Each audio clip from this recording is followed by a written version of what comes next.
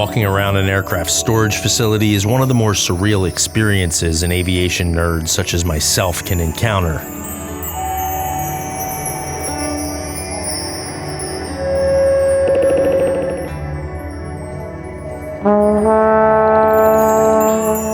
Most refer to these places as boneyards, with the implication being that this is where airliners go to die. In many cases, this is fact. The desert provides both the space and dry, warm climate to slow the inevitable process of corrosion, so any parts of value can be removed and sold to support airworthy frames in service around the world.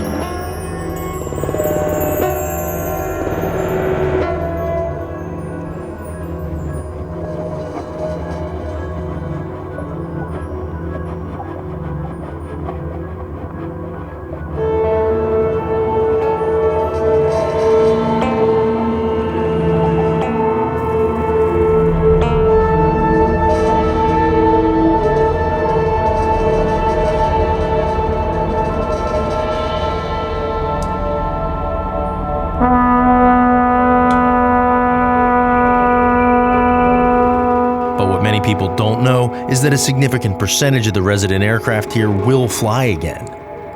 You know, if we were like in a situation where we had to get airborne and like this is all that was there. Like a zombie apocalypse. Yeah, zombie apocalypse. We're in Marana. These are the only two airplanes that we have access to for whatever reason. Could we do it? I would choose this one. Okay. And yeah, I think we could do it. I mean, we'd have to remove all that tape, all that aluminum foil. Yeah. This one's like more ready to go. We could pull that. It just depends on which one has gas. We have to get fuel. They're in long-term storage and can be reactivated with a maintenance event called a return to service check, which is why there's almost always a Part 145 repair station, or MRO, on the field. Marana is one of the largest and most active examples of this. Positive brake, gear down. Are you judging the airplane by its paint condition? Of course. So, all right, so it's a Boeing, right? So, like, the throttle quadrant is going to look like a 737 or a 757 or whatever, which we're used to. It's going to start, you were a 72 guy. Yeah, so. I could start this airplane, no problem. Yeah. The reasons why an airplane is put into storage are varied. Many are done, scrapped, parted out. Others are stored due to a market downturn or reduced demand. Think COVID. Parking and maintaining an aircraft in flight-ready status costs a lot more than long-term storage and reactivation. Sometimes an aircraft comes off lease and just doesn't have another lessee lined up right away.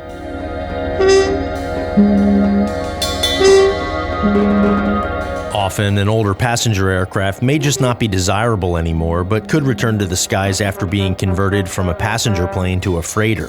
A huge investment by a prospective owner or operator that can add a decade or more of service life to a jet that's been hauling passengers around its whole life. As a ferry pilot, I'm a frequent visitor to facilities like this, and it never gets old. A lot of the time, we're operating the plane's last ever flight into the boneyard before part out and recycling. But other times, we're resurrecting a viable aircraft that's been returned to service before a P2F, the colloquial term for passenger to freighter conversion. But, what it really is a storage facility paired with a maintenance facility. And so where we are right now is inside of a maintenance facility on the Pinal Air Park, the only maintenance facility on the Pinal Air Park. As of 2025, several aircraft types are being converted to freighters, including the A321 and A330, the 737NG, the 757, 767, and the 777-300. After retiring from passenger service, the planes are purchased at a relatively low price, like $8 to $10 million for a narrow body or $12 to $20 million for a wide body. Then the new owner makes another investment in the cargo conversion, which is roughly equal to the cost of the acquisition, and then the converted aircraft is reborn with another decade or two of service life for about a third of the cost of a new build freighter. We probably put at least a quarter of these airplanes into this place over the years.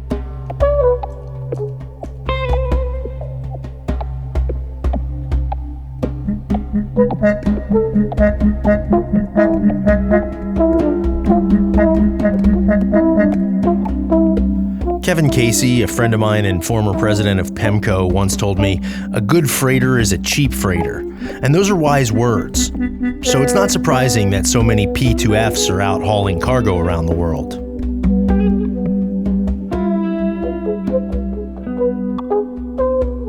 On this mission, we'd fly an Airbus A330 retired from Taiwan's flag carrier China Airlines out of storage in Goodyear, Arizona, to Istanbul, Turkey, where it would be converted on behalf of Cargo Aircraft Management, or CAM, a US-based lessor focused exclusively on freighter leasing.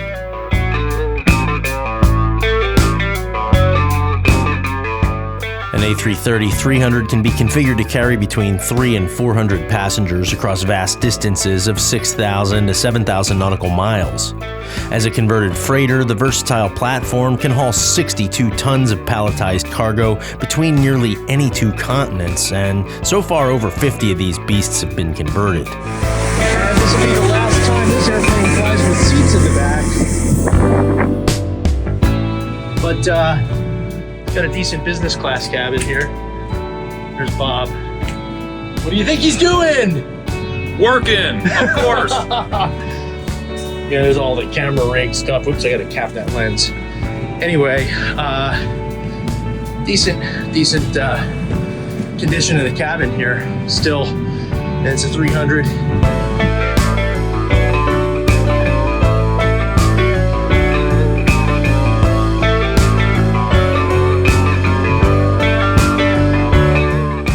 The Airbus A330 is a big, heavy wide-body, the kind of plane you'd take from New York to Paris or Tokyo to Seattle. But from a pilot's perspective, it's nearly identical operationally to its smaller sibling, the A320. Airbus is masterful about maintaining commonality between its types, and if I'm being honest, I don't even know why it's a separate type rating, but it is. We could have made Goodyear to Istanbul non-stop on this mission, but we opted to make a fuel stop in Detroit, where the fuel was almost half the price. When you're taking on 20,000 gallons, the cost difference is immense. 611 you got? Yep. At 5,000. All right, now we got to change all this stuff. We do? Something different? Totally different. Does not have a Goodyear. It's just a vector departure. Yeah. All right, so let's see. Radar vectors Drake. Yep, all looks good. Okay. All right.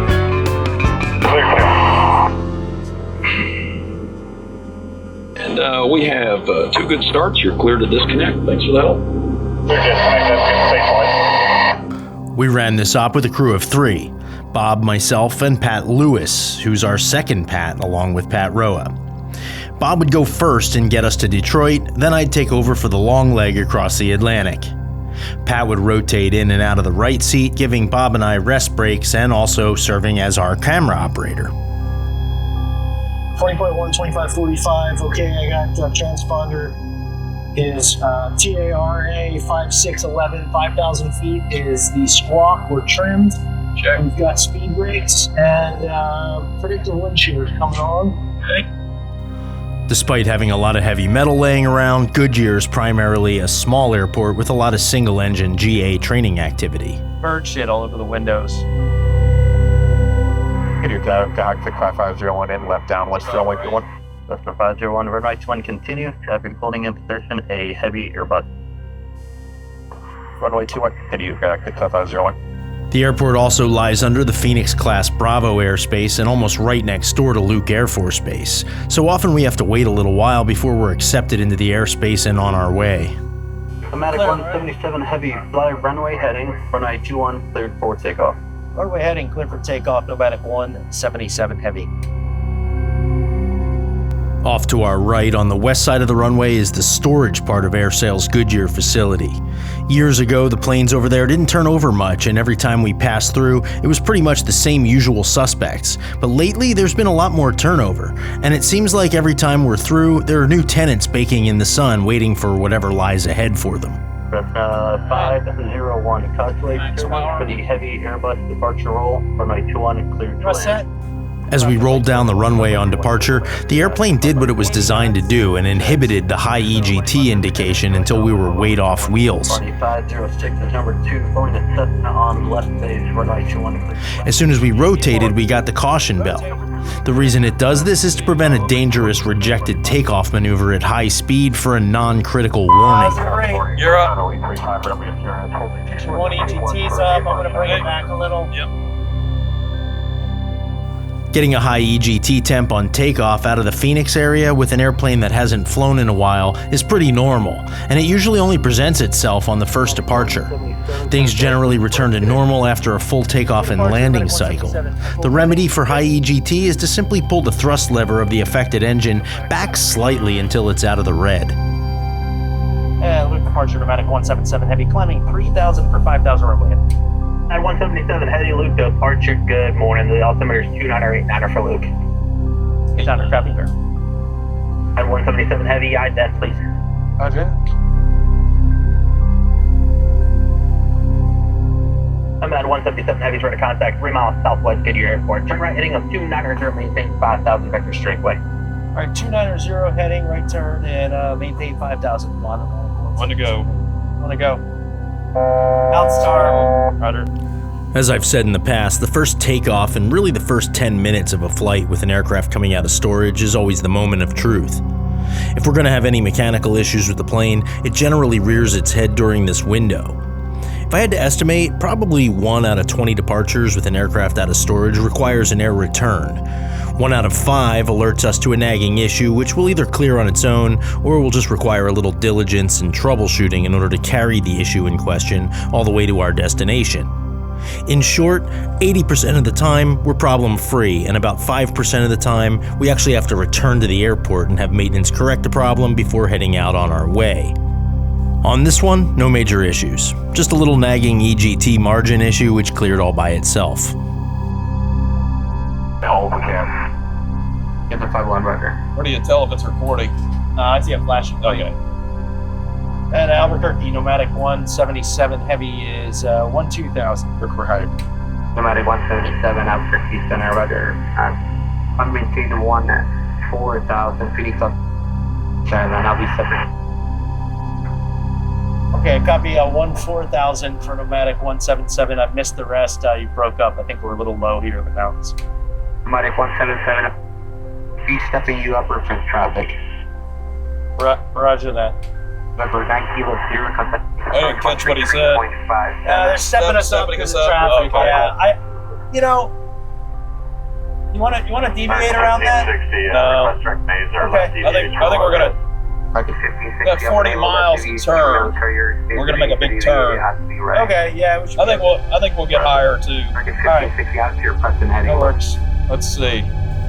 Big buildups of isolated thunderstorms on the climb out of Phoenix in the afternoon is to be expected. I'm unable to do right deviations for mail couriers. You want to go left a little, Bob? It will be to the left. No, I want to go right. You want to go right? Okay, yeah, There's a lot of shit over there. Make our way through it. We can see the intensity of the cells in our nav display painted by the radar, and that's a way better indicator than just looking at a cloud visually. With a load of passengers in the back, airline pilots dodge the cells completely most of the time, which requires ATC coordination. With just us on board, we usually stay on the track and just blaze through the yellows if it makes ATC's life easier. The airplane can take it, as long as you slow it down a little bit. Pneumatic 177, are you able to take a turn direct to Winslow VOR? Yeah. Pneumatic 177, clear to Winslow VOR. Direct Winslow VOR, pneumatic 177. Upper 1980, contact Phoenix Approach 128.65.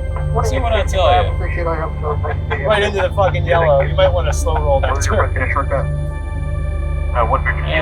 gonna be over that shit. With a flight descent. And number 1 Victor 200, but.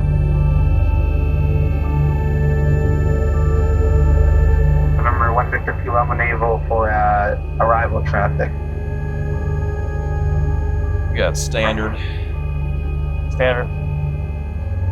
American 937, is there right deviate left around this build-up?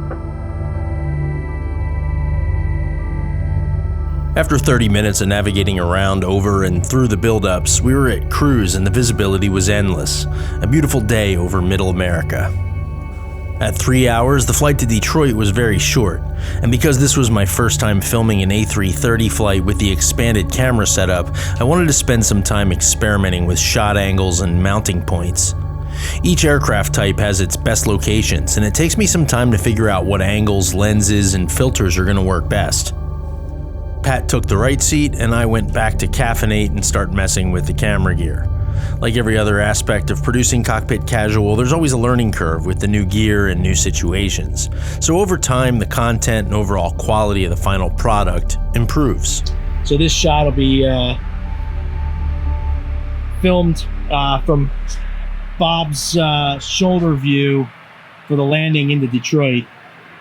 We're passing over, I guess that's Lake Michigan, right? Yeah, Michigan is not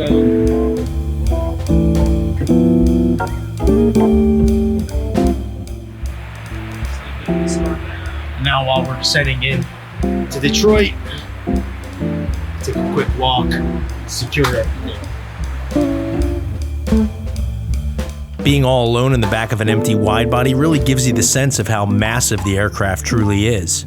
It also doubles as a reminder to me as to why we always fly in business class on the long-haul flights. It's probably been 12 years since my last coach seat on a long haul, and I barely remember how terrible it is at this point.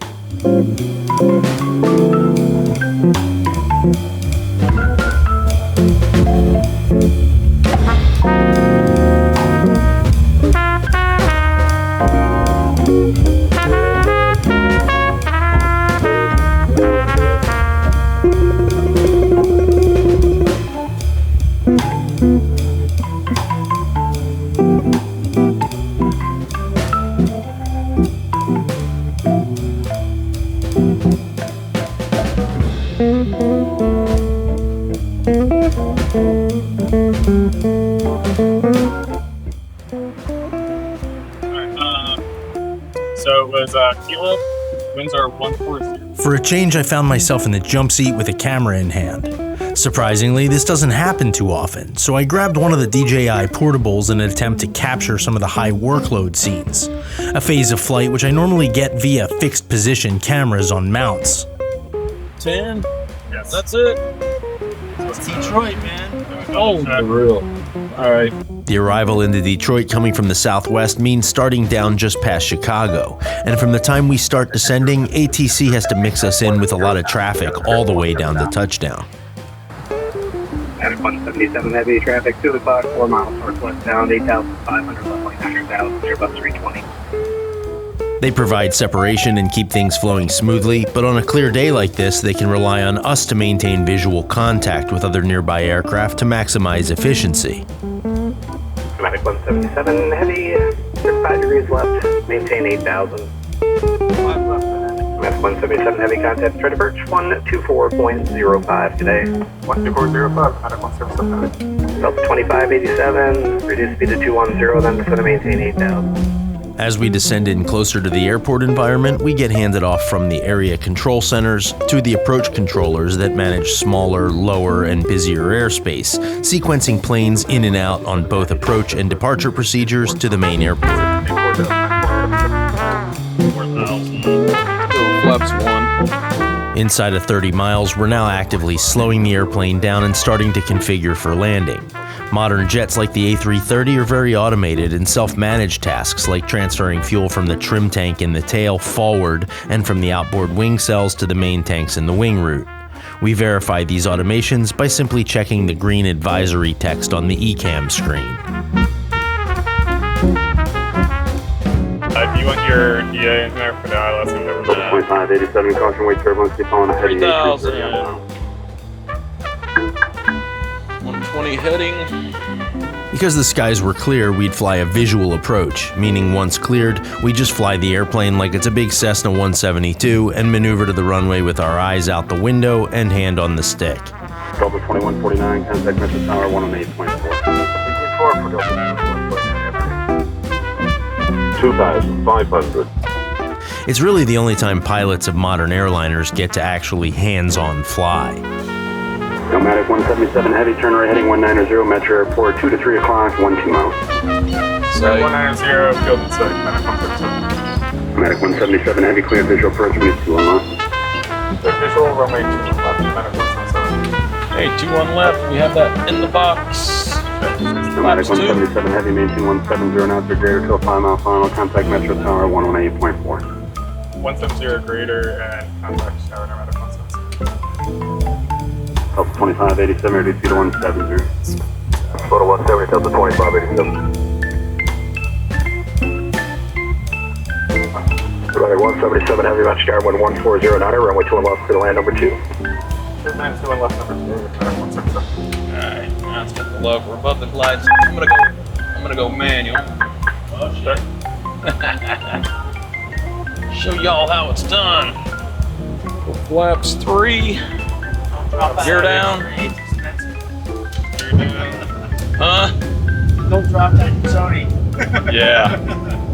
No kidding. What do you want for auto brakes? You can just give me low.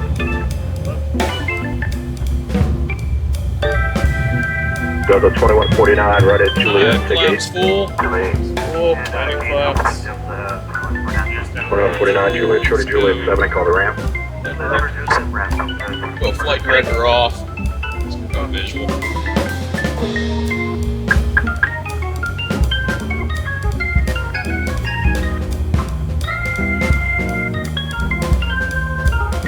So 458, cross 2 right at Alpha 3, join Foxtrot, contact ground 1-8. Clear cross 2 right on Alpha 3, join Fox 0.8, have a good one till 5. Full landing. 450. And spoilers. Tower number 2587, looking into So 2587 tower, caution way turbine Metro Heavy, Airbus 3 mile final, wind 16010, 2 left, middle land. Clear land, 2 left, Delta 2587. 1000. Scouts 4072, tell you ready to go. Ready to go, Scouts 4072. Scouts 4072, RNAV forward, runway 2 right, clear takeoff. RNAV forward, runway 2 right, clear for takeoff, Scouts 4072. 500.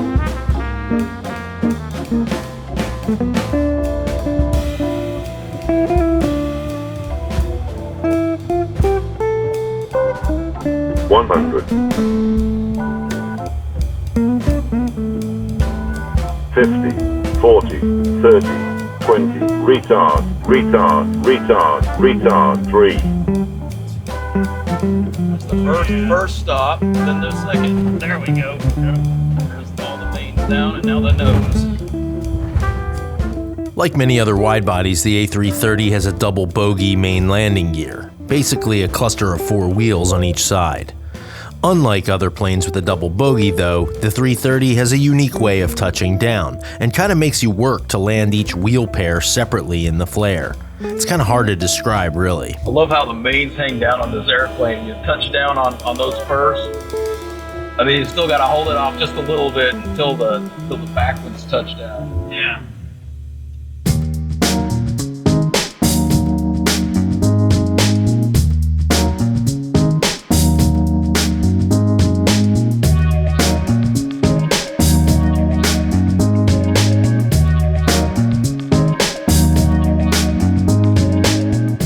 Gassing up a wide body with a single fuel hose is a huge time suck due to the sheer quantity of fuel that needs to be loaded.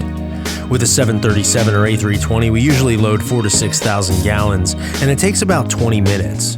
With a heavy, the fuel loads are more like 20,000 to 50,000 gallons, and that would take hours to pump through a single hose. The A330 has 2 single-point receptacles, and the 777 has 4, with 2 per wing. This cuts the time for refueling in half.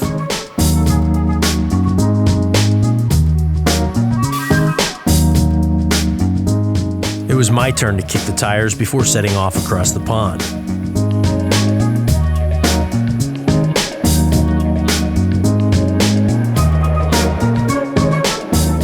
I'd argue that the second leg walk around is actually the most critical one on a flight out of storage because that's when the leaks appear and any improperly secured hanging panels get noticed. There were neither this time. All right, let's go do this. As usual, the signature team at Detroit got us turned fast, and we closed up and strapped in for the long haul. Yeah. I had a burrito. Actually, the burrito that I had was quite decent. It was like breakfast burrito, but it had like jalapenos in it. Really good. I did, yep, just the 2 new ones. And then you good with closing the door? All right. Oh, you did? Okay. A real. Oh, look, I also looked up our cell call code. Oh, no shit. Thank God, man. Oh, man, I was thinking, How'd you look it up? box. Range 10 Charlie Mike Heavy Metro ground, detected runway 2 right through via Mike. Taxi 21 right via Mike. Take Charlie Mike. Turkey is one of those destinations with strict rules and abnormal landing requirements. Aircraft operating inbound on a company call sign like Nomadic are treated as commercial airline flights, requiring a lot more documentation and permitting. So we'd operate using the aircraft's registration number instead to simplify things. We made the short taxi, about 5 aircraft lengths, over to the departure runway, and we're ready upon reaching. November 0 Charlie Mike Heavy, RNAV 2 winners, runway 21 right, clear for takeoff. RNAV to winners, clear for takeoff. 810 Charlie Mike. You guys ready? Ready.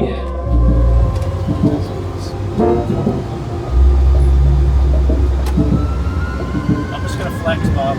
Yep, sounds good. He's alive.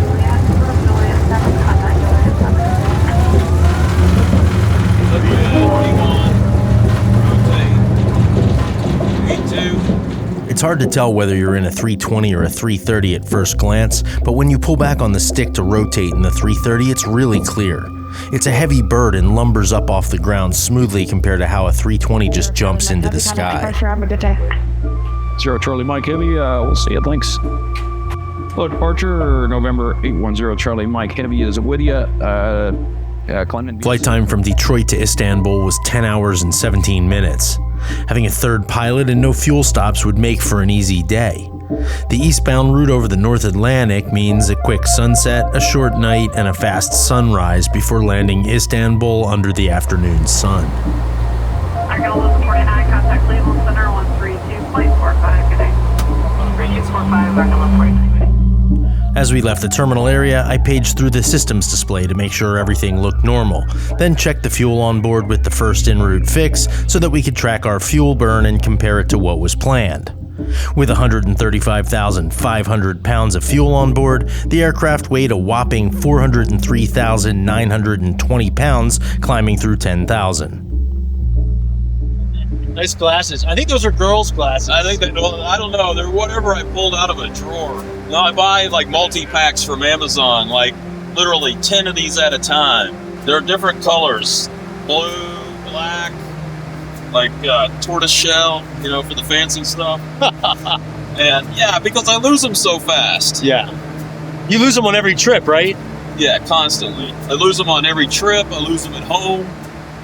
I mean, I can be sitting there at my desk, turn around, and they're gone. I can't live without them, so, you know, I have to have spare after spare after spare. Yeah. It's kind of like me with iPads. Yes.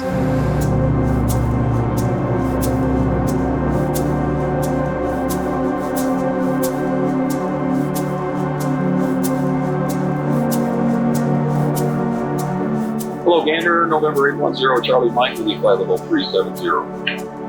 November 810 Charlie Mike Heavy, interceptor Goodyear. On the second radio, contact clearance delivery on 128.45. Confirm your Oceanic clearance. Monitor me at all times, please. 2845 will monitor you at all times. 0. Thank you. All right, I'll monitor him if you want to get your Oceanic. Okay, that's on. You got that on number 2? Yeah. No, I didn't put it in. Oh. 2845. November 810 Charlie Mike, Gander, I have your clearance when you're ready. Yes, sir. Go ahead. 810 Charlie Mike. 810 Charlie Mike, cleared destination via OMSAT 47 north 50 west, 48 north 40 west, 49er north 30 west, 50 north 20 west, Seoul Max. Sir. From OMSAT, maintain flight level 270, Mach 80. Go ahead. Once we leave Canadian airspace, we're handed off to the Oceanic control area. From our latitude, Gander Oceanic handles us first.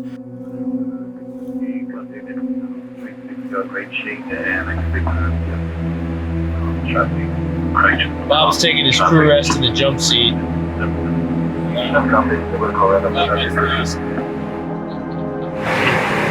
You dreaming back there? Yeah, I think I'm breathing right now.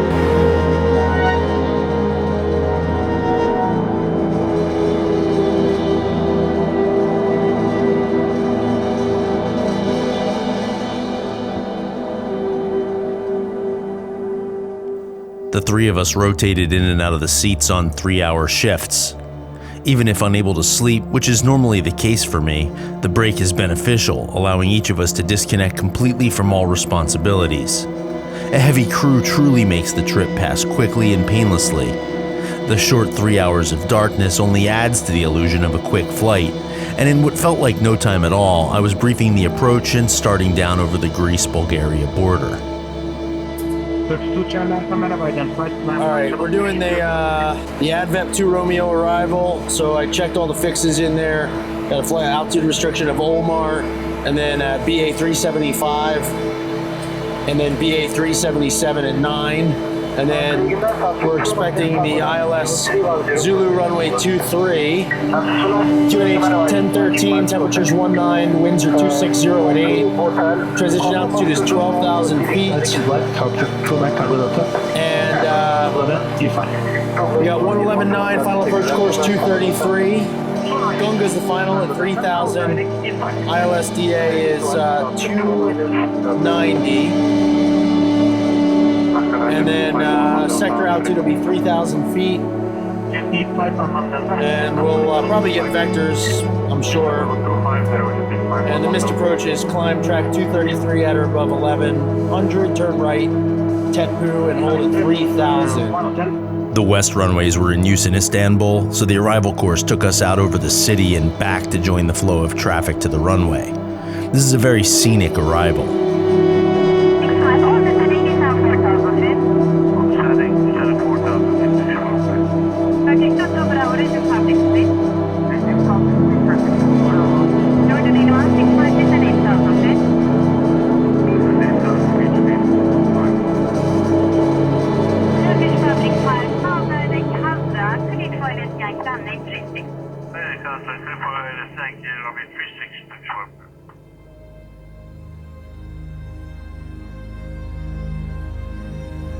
I just love this arrival. We come right over. Yeah, it's a shame it's so cloudy. I know. Let's go flaps 1. For one.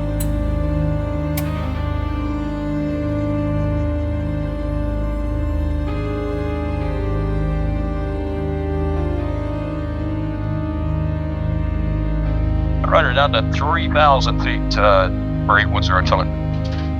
Turkish Public 5, on the settings, descend altitude 6,000 feet. Alright, I'm gonna activate approach.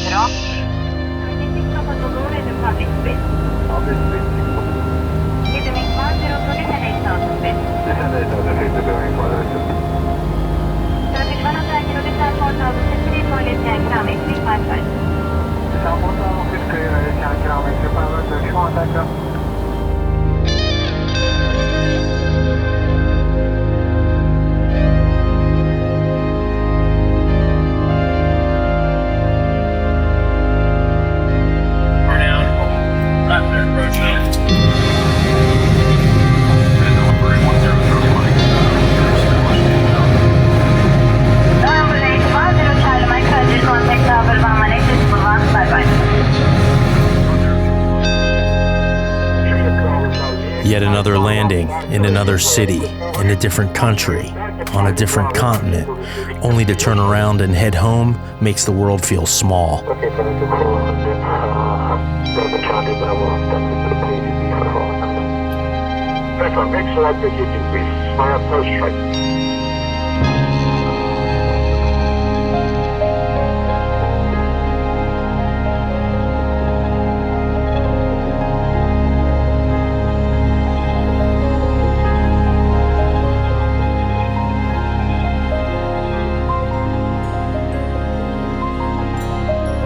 November 810 Charlie Mike, runway 23, wind 240 degrees, 1 knot, clear track. 1,000. Clear land at over 810 Charlie. Clear land. Ironically, in many ways, I'm not so well traveled. We're less than tourists, taking in the scenery through an 1.5 inches of glass, breathing the air for mere hours before flying away. I'm grateful for the break in the clouds and for the view from the windows, but I feel the gravitational pull from these cities tempting me to stay and explore the culture. 500.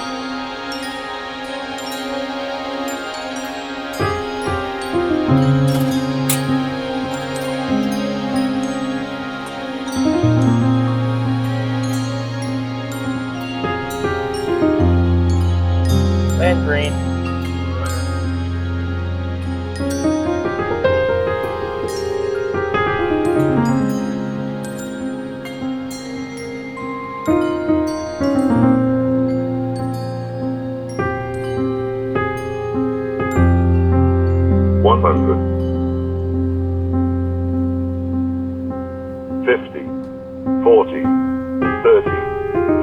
Retard.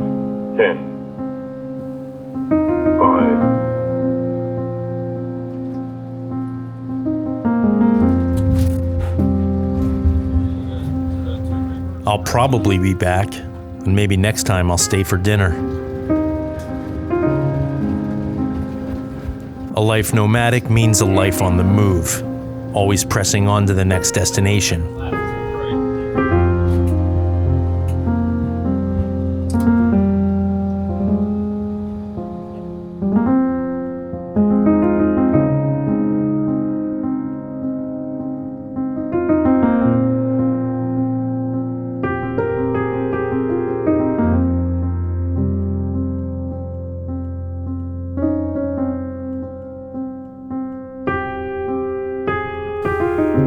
Each new project brings with it unique challenges, and for every trip like this one that comes together easily, a ball breaker with seemingly unsolvable issues lurks around every corner.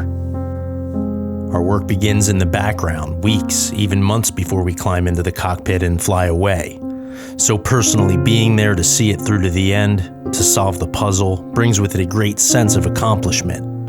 And that's what I love about this life nomadic.